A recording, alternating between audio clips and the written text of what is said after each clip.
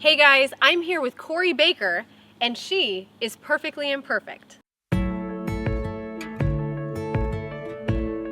So we're here with Cori Baker today, who is somebody that I met 6 or 7 months ago. I met her at the gym, one of the kids' gymnastic classes, and I remember I couldn't even focus on what you were saying because I was like, her arms and her shoulders are so incredible. But then lo and behold, we went into doing finales a couple weeks later, and one of our participants on the show had said, okay, if you and Chris will do a bikini, well not Chris do a bikini, but if you and Chris will do some kind of a physique competition, we'll do one as well. So Chris and I kind of like reluctantly took up the challenge, and I immediately went back to my hotel room, started scrolling through Instagram to like look up what these bikini girls look like because I was terrified. And I happened to stumble across this girl's Instagram account, and I was like, oh my gosh, Chris, like she looks so good. She's not too muscly, she's not too skinny, she like looks really healthy and looks really fit. And then I zoomed in, I found a face shot, and I'm like, wait, hold on a sec. The girl that I think looks so amazing on Instagram is actually the girl I met a couple weeks before at the kids gymnastic class. So from that moment forward, I was like, all right, I gotta connect with her. And you've kind of been showing me the ropes and really guiding me through my whole competition process. I have followed the Powells for quite some time now. I've read books, I've known about them, watched Heidi and Chris on TV, and I walked in to drop my daughter off at gymnastics one day, and I thought, oh my gosh, that's Heidi Powell. And she doesn't know this, but like a creeper, I did one of those like little pictures down here. Oh my gosh, that is amazing. Did you really? I want to see this picture. So I mustered up the courage. It probably took me like 20 minutes, like pitting out, feeling so nervous, and I went and said hi, and you guys were so genuine, so nice, made me feel welcome, complimented my physique. I'm like, you two are complimenting my physique? You've got to be kidding me. I think I ended up reaching out to you after that. Yeah, I was flying home from a national show, feeling down because I had missed out on my pro card that I was working so hard on. And I get this inbox message, and it's from Heidi Powell. And I'm like, wait, Heidi Powell's writing me? And you were just asking me, you know, my thoughts on competing and wanting to connect. And we've known each other from there on out. Amen. I know a lot about you, but our viewers don't know a ton about you, so kind of give them a little bit of your background. We just heard you talk about a pro card. Just kind of explain what you do. Yeah, well, I am first and foremost a mom of 2. I'm a hairstylist, but I am a IFBB Bikini Pro. I think a lot of people actually have a misconception about bikini competitors, because I know before I started doing anything, I did. I heard bikini competition, and I thought, why would these women get on stage and kind of strut their stuff just for a bunch of people to look at them in a bikini? But getting into it, you realize it's a completely sport of its own. Like, it's an actual sport. Right, and I grew up playing sports. I played volleyball all through high school and through college, and I had to be fit, but yeah. This is a different fit. This is sculpting muscle groups and working for months on end on shaping one part of your shoulders and having strong glutes and hamstrings that tie in together, and having to step on stage and showcase that. It's not just about... And you have to minimize other muscles. So it's like you need these broad shoulders, these nice caps, but not necessarily traps like right. I have. So it is a sport, yeah. and it takes a lot, and I love getting up there and proving to myself day in and day out that I can work towards something. I think it's great for my kids to see me chasing a goal and a dream, and I'm loving it. I competed in nationals 2 or 3 times this year, and then was able to earn my pro card in New Jersey in July, and so now I'm competing on the pro stage with the pros, and I feel very honored. You had such an athletic past. What made you want to like kind of drop that almost tomboy thing and get on stage in a bikini? I think to achieve what I thought was not achievable. I think because I'm stubborn, I wanted something that most wouldn't think of after having 2 really hard pregnancies where I gained a lot of weight, yeah. And proving to myself, I don't care if my skin isn't perfect. I'm gonna do this. I actually remember reading one of your posts before I met you, and that's kind of what made me love you so much, is you were so authentic, and you're like, these tiger stripes, like even with these tiger stripes, these stretch marks from pregnancy, I still get on stage and I do my thing, and I've learned not to be ashamed of those, but to embrace them. And I mean, tell me a little bit about that, because I know there were more. There was a picture she posted where she was on stage in a national competition, and she was like, if you look close enough, there's dimples on my thigh. And I love that you are so open about your imperfections. What makes you want to be like that? Well, I think that that's our problem these days. We're not real and raw enough. And when I post things like that, that's what speaks to people. That's what helps me connect with people, because that's real life.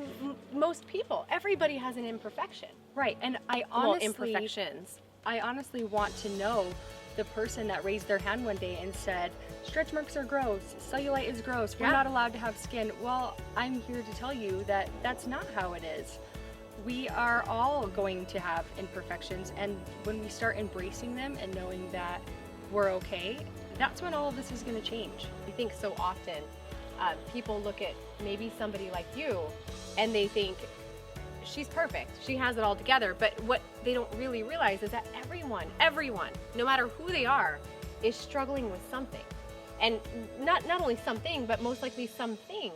And it kind of brings us to Perfectly Imperfect, the whole movement. This is the reason why I think it's so important to put this out there and have people like you come on and explain that you have imperfections as well and they make you perfect. What do you think about the whole Perfectly Imperfect movement?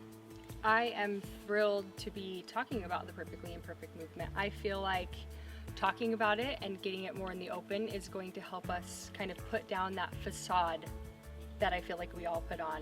We put on this, I feel like day to day we put on this show of what others think we need to be. And because that's how we get likes on Instagram, you know? And not really true to ourselves. And I feel like with social media being the forefront in this day and age, that it's hard to not compare ourselves. It's hard. We wake up in the morning, we're scrolling through, we see this image of this perfectly airbrushed model. How easy is that for a photographer to take a girl, to smooth out her legs, to take in her sides, and then that's the image that we're left to compare ourselves to. It's no wonder we don't feel adequate. We look down and say, I don't look like that. I have cellulite right here. I have skin right here.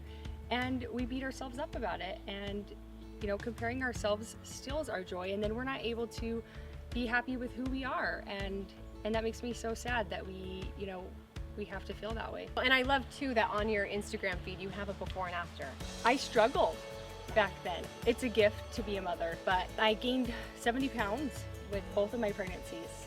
And that was hard afterward, to look at my body and to feel I wasn't feeling okay as it was. And then to add all of that weight, it was hard. And luckily I had working out and my fitness and had found CrossFit.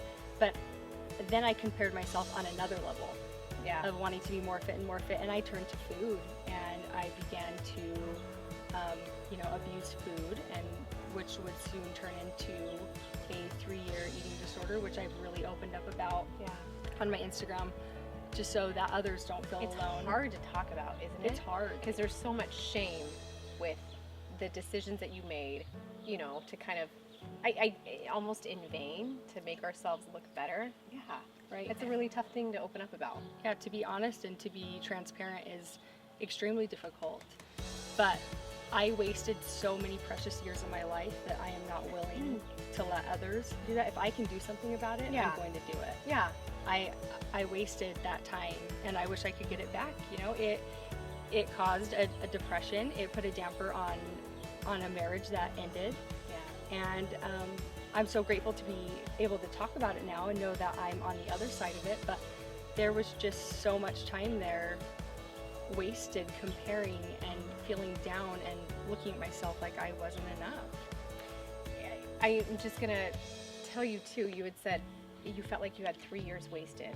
I actually, that's one of the biggest reasons why I didn't open up about my eating disorder for so long. I didn't even tell Chris when we first met, because I wanted to kind of put it behind me, because I felt like I had wasted so much time of my life. But it wasn't until I began to help other people through my struggles with my eating disorder that I actually realized that 10-year period of time wasn't really a waste. Like, that was just me going through what I needed to go through and me learning what I needed to learn to empower and help other people get through their struggles and hopefully never have to deal with the dark times that I had to deal with. Absolutely. Knowing that I found something and I have a passion now, it helps, it radiates off me. And knowing that It does. Knowing that I can even help one person. When I get a comment on my Instagram saying, you have no idea how much I needed this. You know, I've pulled myself out of this deep, dark depression because you posted this one thing. That kind of stuff is life-changing for me. Totally. You have two really adorable little kids. So cute. You're a hairstylist. You obviously put in the hours and the time at the gym, doing a lot of reps of a lot of different exercises. How do you balance it all? I mean, you have a lot on your plate. There are days where I feel like, you know what, I got this. Yeah. And I get everyone to school on time, and we're all fed breakfast, and lunch ends up in their backpack. And I get my food to go out the door, and I get a solid workout, and I get everything taken care of. But there's mornings where I'm tired, I'm exhausted. Yeah. I don't want to do another workout. I don't want to make breakfast, and I don't want to clean up the dishes. And those are the mornings where I feel like I'm going to fall apart. But then I look around at what I have and I'm grateful, and that will pull me out of that. But there's days that I don't balance it well and I raise my voice too much. See, that's so good for me to hear because I don't either. And I feel like I'm all alone and like I have to keep this perception of perfectionism.